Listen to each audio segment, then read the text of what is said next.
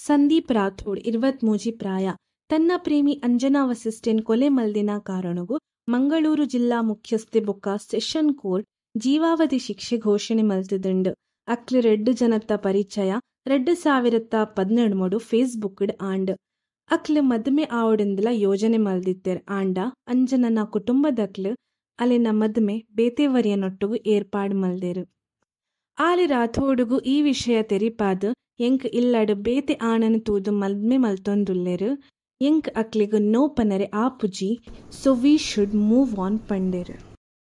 Allen 2017 ಹತ್ತಾವರ್ಡ್ ಉಪ್ಪುನ ತನ್ನ ನಿವಾಸಗು ಅಲೆನ್ ಲೆತ್ತು ಅಲ್ಪ ಇತ್ತಿನ ಟಿವಿ ಕೇಬಲ್ ವೈರ್ಡ್ ಅಲೆನ್ ಕೆರಿಯೆ. ರಾಥೋಡ್ ಅಲ್ತು ಪೋಯಿ ಆಂಡ ಅಯನ್ ಊರ್ದ ಪೊಲೀಸ್ ದಕ್ಲು ಅರೆಸ್ಟ್ ಮಲ್ದೆರು.